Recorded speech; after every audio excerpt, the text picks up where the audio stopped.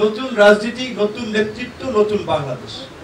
সেই জায়গা থেকে যুব অধিকার পরিষদ বা যুব নেতৃবৃন্দের একটা অপার সম্ভাবনা তৈরি হয়েছে।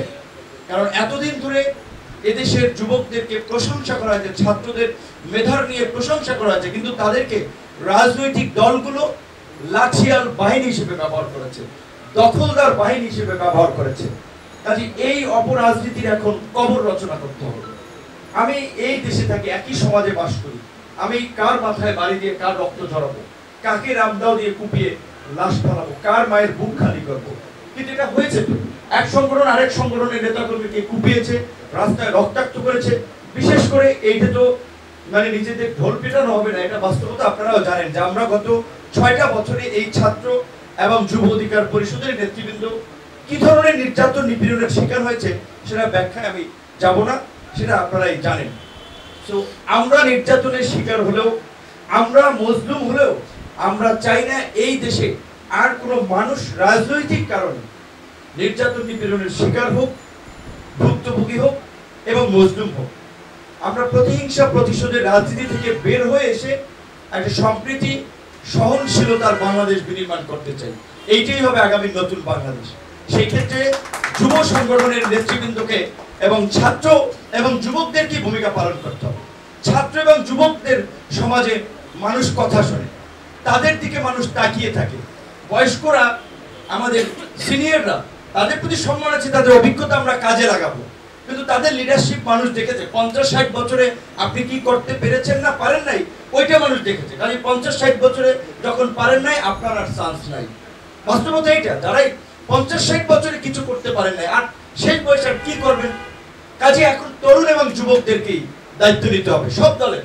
আমি বলছিলাম শুধুমাত্র এই যুব অধিকার পরিষদের নেতারাই দেশ উদ্ধার করে ফেলবে। সমস্ত দলের যার যার জায়গা থেকে আওয়াজ তুলতে হবে।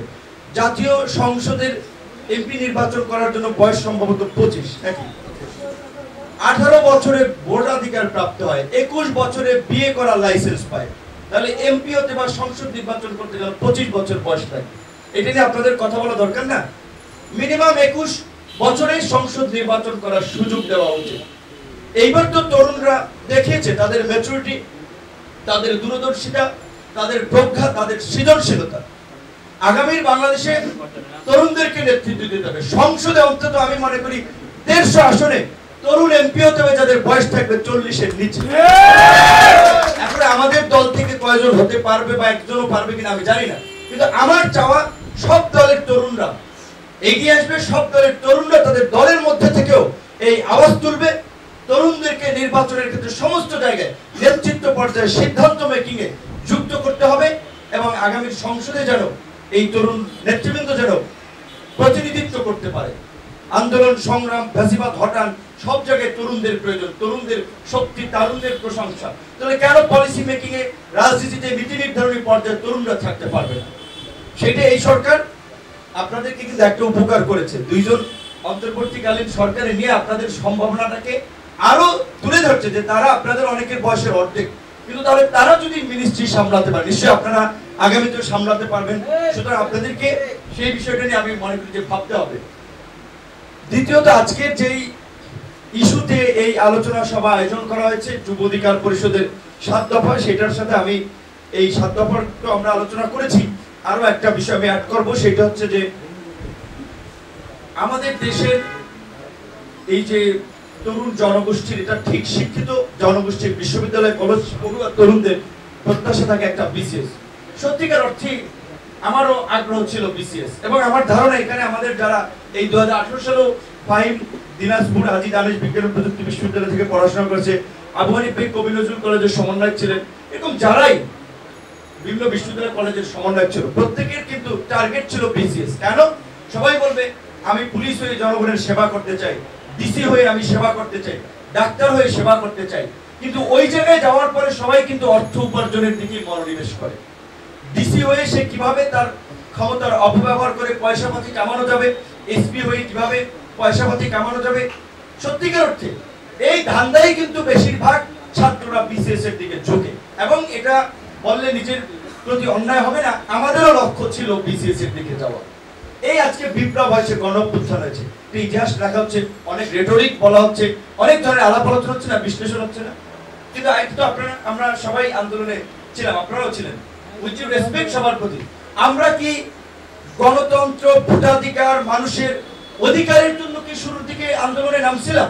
আমরা কিন্তু একটা ছোট মানে পর্ষদ, সমাজের বিদ্যমান অনেকগুলো অসঙ্গতি রয়েছে। এই দেশের মানুষ, সাংবাদিক, শিক্ষক, রাজনীতিবিদ গত 15 বছর ধরে স্বাধীনভাবে কথা বলতে পারে নাই, লিখতে পারে নাই, বলতে পারে নাই, ভোট দিতে পারে নাই। গণতান্ত্রিক রাষ্ট্র ভোট দিয়ে তাদের জনপ্রতিনিধি নির্বাচন করতে পারে নাই। সেই অধিকার নিয়ে কিন্তু আমাদের এই তরুণরা আমরা কিন্তু নামি নেই।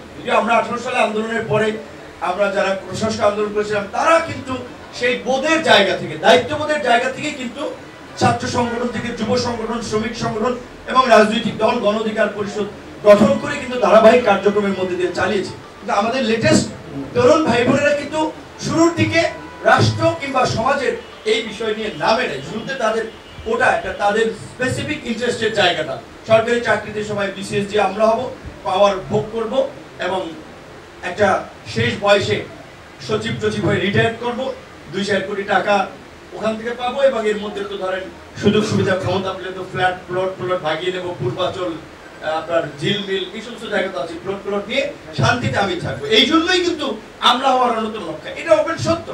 ঢাকা বিশ্ববিদ্যালয়ের শিক্ষক আমাদের মঞ্জুর ইসলাম স্যার, কথা সাহিত্যিক, তিনি বলছিলেন সব ছেলেমেয়ে আমলা হতে চায়। কাউকে আমি দেখি না গবেষক হওয়ার আগ্রহ আছে, বিশ্ববিদ্যালয়ের শিক্ষক হওয়ার আগ্রহ আছে। একটা উদাহরণ আপনাদের সাথে শেয়ার করতে চাই। যদি আমার আসলে একটা মিটিং ছিল বিএসএমএম ভাইস চ্যান্সেলর সাথে 1টা থেকে 2টা, অনেক যুব নেতৃবৃন্দকে পেয়েছে, এই কারণে একটু বলবো লেট হলো। আমার একজন বড় ভাই বুয়েটের শিক্ষক, তো তিনি বলছেন ভাই আমি শিক্ষকতা ভালো লাগে না, এটা ছেড়ে দেবো। কি করেন ভাই, আপনি বুয়েটের শিক্ষক হয়েছেন, আপনি এটা ছেড়ে দেবেন? বলছে আমার বাড়ি কুষ্টিয়া অঞ্চলের দিকে, আমি ঈদের সময় বাড়ি যাবো, আমি ট্রেনের টিকিট পাই না। আমার টিকিট নিতে হয় আমার ছোট ভাই, ও এসি লাইন, ওকে ফোন করে, কারণ সে রেজিস্টার্ড, তার একটা পাওয়ার আছে। বুয়েটের শিক্ষক সিনিয়র, তার পাওয়ার নাই। বাংলাদেশের টপ প্রকৌশল বিশ্ববিদ্যালয়গুলোর মধ্যে নাম্বার 1 হচ্ছে বুয়েট। বুয়েটের শিক্ষকের পাওয়ার নাই, পাওয়ার আছে এসি ল্যান্ডের রেজিস্টার্ড। এই যে ক্ষমতার অপব্যবহার, এই কারণেই কিন্তু বিসিএস এর প্রতি মোহ তৈরি হয়। যেই ছাত্র ঢাকা মেডিকেলের দেশের সবচেয়ে ভালো মেডিকেল পরীক্ষায় উত্তীর্ণ, সে কেন বিসিএস এর পররাষ্ট্র ক্যাডারে যাবে? তাহলে তুমি আগে থেকেই এই সাবজেক্টের মধ্যে যেটা প্রকৌশল বিশ্ববিদ্যালয়ে পড়ে, তার কেন ম্যাজিস্ট্রেট হওয়া লাগবে? সাবজেক্ট তো পরে মানুষ তার আগ্রহের জায়গা থেকে ভবিষ্যৎ কর্মক্ষেত্র চিন্তা করে, কারণ বিসিএস মোয়া আছে, ক্ষমতা আছে, টাকা আছে, মানুষ দাম দেয়। কাজে এই সিস্টেমকে যদি আমরা চেঞ্জ করতে না পারি, ডক্টর ইউনূস কিচ্ছু করতে পারবে না। এই সরকার 5 বছর থেকেও কিচ্ছু করতে পারবে না যদি আমাদের মেন্টালিটিটা চেঞ্জ না হয়। কাজে আমাদের এই মানসিকতার পরিবর্তন দরকার। সরকারি অফিস আদালত, কোনো অফিস আদালতকে ডিসি সাহেব, এসপি সাহেব, ওসি সাহেব কাউকে স্যার বলা যাবে না। তারা আপনার শিক্ষক, তারা আপনাকে পড়াইছে, আপনি কেন তাদেরকে স্যার বলবেন? ভাই বলবেন, সম্মানসূচক অ্যাড্রেস করতে পারবেন। হ্যাঁ, একজন সম্মানিত মানুষকে ডিসি সাহেব, এসপি সাহেব বলতে পারে, এইটুকু পর্যন্ত। এবং অবশ্যই ডিসি কিংবা এসপি, ওসি কিংবা ইউনো, তাদেরকে এটা মাথায় রাখতে হবে। আমার জনগণের ভ্যাট ট্যাক্সের পয়সা আমার বেতন হয়। একজন রিক্সাওয়ালা, একজন কৃষক, শ্রমিক, মুচি, তার পয়সা তার বেতন হয়। সুতরাং তার প্রতি তার সেই সম্মান বোধটা থাকতে হবে। এটার জন্য যুব সংগঠনগুলোকে লড়াই করতে হবে, এটার জন্য যুব সংগঠনগুলোকে আন্দোলন করতে হবে। আজকে এই যে শেখ হাসিনার ফ্যাসিবাদের পতন হয়েছে, আপনারা জানেন, সবাই গ্রামে বাস করেন, ঢাকায় থাকলেও গ্রামের সাথে সংশ্লিষ্টতা আছে।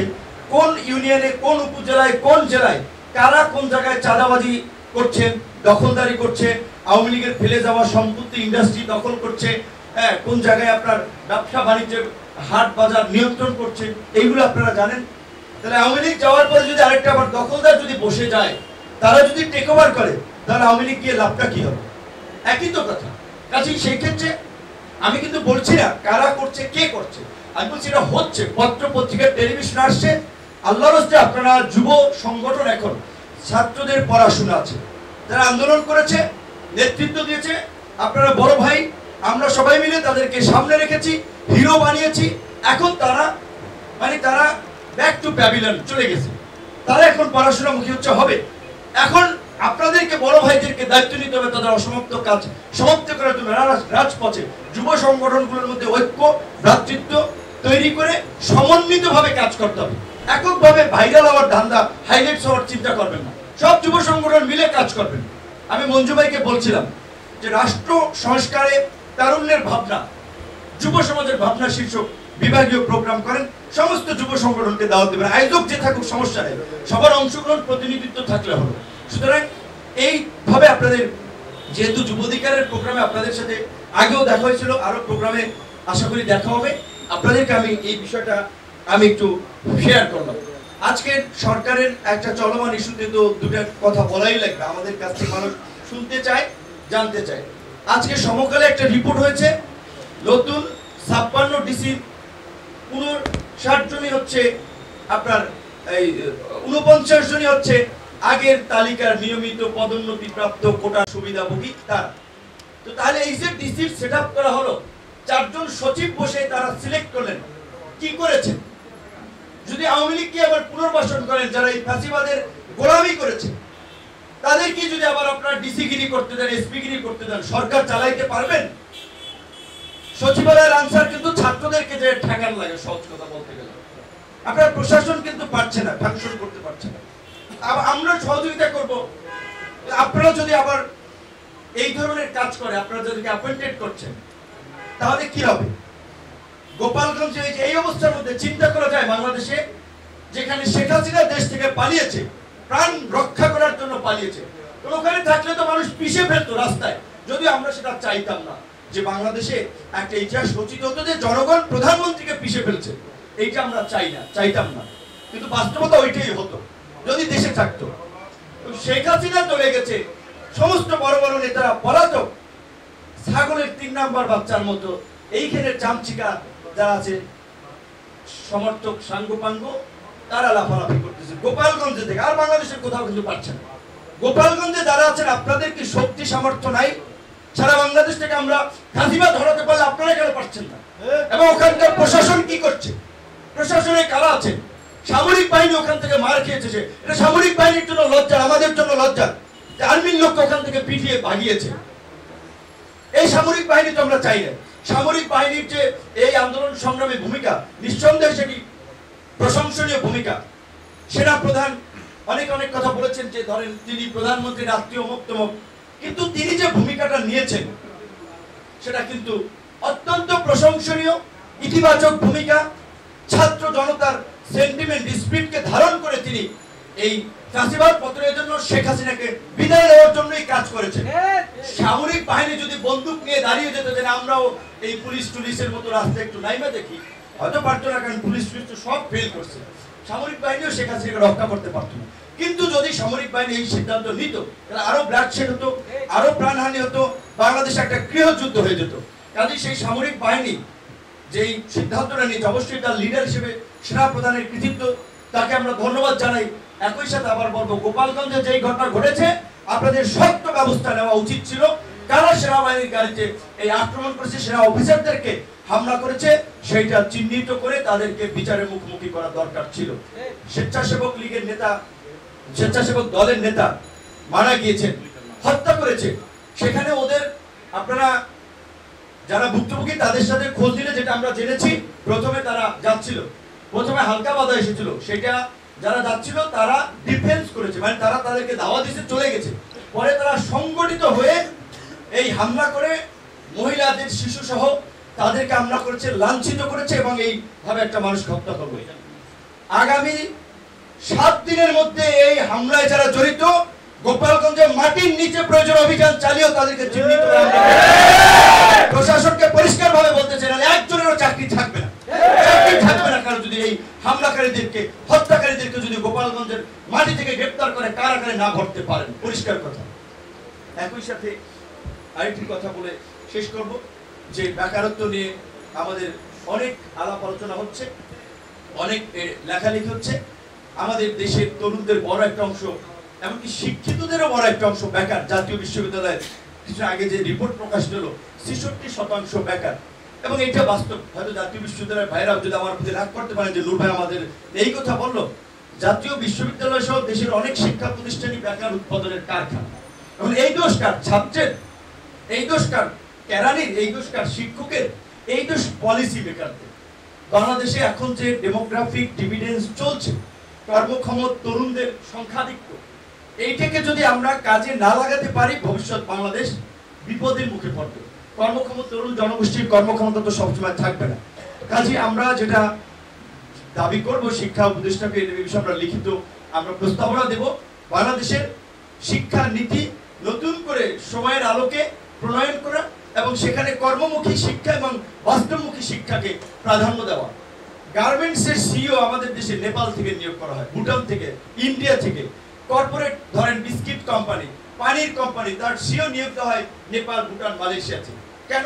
আমাদের দেশে কি যোগ্য লোক নাই? যদি যোগ্য লোক না থাকে তাহলে ওই শিক্ষা ঢাকা বিশ্ববিদ্যালয়ে চালু করেন, ওই শিক্ষা নর্থ সাউথে চালু করেন, ওই শিক্ষা অন্যান্য বিশ্ববিদ্যালয়ে চালু করেন, কেন এখানে চালু করতেছেন না? কাজে শিক্ষা ব্যবস্থাকে ঢেলে সাজাতে হবে এই বেকারত্ব নিরসন করার জন্য। এবং সবচেয়ে যে বিষয়টি আমাদের সবার কনসার্নে থাকা দরকার, যে আমরা বলছি, অনেকে বলছে ভাই দাবি দেওয়া নিয়ে আসে যে এটা আমাদের করে দেন, আপনারা তো সরকারের পার্ট, আপনারা তো সরকারের লোক, এরকম। তো ভাই পরিষ্কার যে আমরা সরকারের লোকও না, সরকারের পার্টও না। আমরা সরকারকে সমর্থন করি, আমরা নাম হয়তো কারো কারো প্রস্তাবনা করেছি। এটা দেশের স্বার্থে একটা ক্রাইসিস তৈরি হয়েছিল 5, 6, 7, 8, বলা চলে যে 3.5 দিনের মতো কোনো সরকার ছিল না। তাও ভালো যে আমাদের দেশে ওই ধরনের কোনো নৈরাজ্য হয়নি, দেশের মানুষ ভালো, অনেকটাই ভালো, ভালো মানসিকতার পরিচয় দিয়েছে। তো সেই ক্ষেত্রে এই সরকার আমাদের দলের নেতাকর্মীদের সরকার সেটা না, তারা আমাদের দল করে সেটা না, দেশের স্বার্থে আমরা তাদেরকে সমর্থন দিচ্ছি, আগামীতে দেব। কারণ হচ্ছে এই সরকারের উপরে বাংলাদেশের আগামীর ভবিষ্যৎ নির্ধারণ করে। সরকার ব্যর্থ হলে বাংলাদেশ একটা খাদে পড়বে, সরকার সফল হলে বাংলাদেশ বিশ্বের বুকে মাথা উঁচু করে দাঁড়াবে। তো কাজে এখন আমাদের অস্তিত্বের জন্য তো সরকারকে সহযোগিতা করতে হবে, কিন্তু সরকারকেও সেটা বুঝতে হবে। আমাদের সাথে সেই আস্থা বিশ্বাসের সম্পর্কটা তৈরি করা লাগবে। আজকে এখনো কেন সরকার দায়িত্ব নেওয়ার 2 মাস পরও গার্মেন্টস সেক্টরে অস্থিরতা চলছে, এখনো এটা নিয়ন্ত্রণ করা যায় নাই, শ্রমিক আন্দোলন এখনো সমাধান করা যায় নাই। আমাদের এই যে আরএমজির এটা যদি নষ্ট হয়, কতভাবে দেশ ক্ষতিগ্রস্ত হবে আপনাদের জানা আছে? আমাদের শ্রমবাজার বিভিন্ন দেশ থেকে বন্ধ হয়ে যাচ্ছে, সেই শ্রমবাজার নতুন করে ওপেন না করতে পারলে এই যে বিশাল জনগোষ্ঠী, তার কি হবে ভবিষ্যৎ? এই দেশে তো সবার কর্মসংস্থান নাই, সেই বিষয় নিয়ে সরকারকে ভাবতে হবে। যারা এক্সপার্টিস তাদেরকে কাজে লাগাতে হবে, কিন্তু আমরা সেটা দেখতে পাচ্ছি না। কিছু নির্দিষ্ট ব্যক্তির চিন্তা আলোকে সরকারি সিদ্ধান্তগুলো হচ্ছে, যেটা অনেক ক্ষেত্রে আমরা দেখছি ভুল দিকে ধাবিত হচ্ছে। সেটা তো এই ডিসির নিয়োগ নিয়ে আজকে যে পত্রপত্রিকায় আপনারা রিপোর্ট করেছে সেটাই তো তার প্রমাণ। এবং সবচেয়ে হাস্যকর বিষয় দেখলাম, আমার কয়েকজন ডিসিকে পোস্টপন করেছে। তার মধ্যে একজন যিনি ডিসি, তিনি আমাদের কাছে এসেছিলেন যে ভাই এইভাবে আমি একটা অন্যায়ের শিকার, বৈষম্যের শিকার, আমি একজন সৎ মানুষ, আমাকে কেন বাতিল করেছে? পত্রিকায় 2টা লাইন লিখেছে যে তার সাথে কোন একটা উপজেলা বোধহয় শিক্ষকের অসদাচরণ একটা ঘটনা ঘটেছে, সেটা তার যে রিপোর্ট, সেটা তার কোনো দোষ নেই। আমরা এখানে কিন্তু একটা বিষয় পরিষ্কারভাবে বলছি, সরকারি কর্মকর্তা কর্মচারী যেই সরকার ক্ষমতায় থাকে তাদের লাইনে তাদেরকে কাজ করতে হয়, এটা বাস্তবতা। তো কাজে এখন যদি সবাইয়ের বিরুদ্ধে শাস্তিমূলক পদক্ষেপ নেওয়া হয়, সবাইকে যদি বঞ্চিত করা হয়, আউট করা হয়, তাহলে তো আরো সরকারের একটা অস্থিরতা বাড়বে। অবশ্যই চেক অ্যান্ড ব্যালেন্স করে যাদের মধ্যে পেশাদারিত্ব ছিল, সততা ছিল, আমানতদারিতা ছিল, তাদেরকে দায়িত্বে বহাল রাখতে হবে, তাদেরকে দায়িত্ব দিতে হবে। কিন্তু আমরা এমনও শুনেছি যৌন কেলেঙ্কারির দায়ে পুলিশ কর্মকর্তা বরখাস্ত হয়েছিলেন, তিনি এসে এখন বিপ্লবী হয়েছেন যে আমি ভাই এই বিরোধী মতের হওয়ার কারণে আমি বঞ্চিত হয়েছি। কিংবা দুর্নীতির কারণে দেখা যায় প্রশাসনের কেউ আপনার বঞ্চিত হয়েছেন, এখন তিনি বিপ্লবী সেজেছেন যে আমি বঞ্চিত হয়েছিলাম। যে এখন সব জায়গায় ধরেন আন্দোলনের ক্রেডিট নিয়ে এখন নানান ধরনের বক্তব্য বিবৃতি যেমন হচ্ছে। তো আমি যেটা মনে করি এইটা আমাদের ইস্যু না, আমাদের কথা হচ্ছে যে সুগন্ধি ফুল জঙ্গলে ফুটলেও তার সুবাস ছড়াবে। সুতরাং আপনারা কে কি করছেন, কে কি করবেন, কাজের মধ্যে দিয়ে সেটা প্রুভ করেন। সবাই ভালো থাকবেন। আসসালামু আলাইকুম।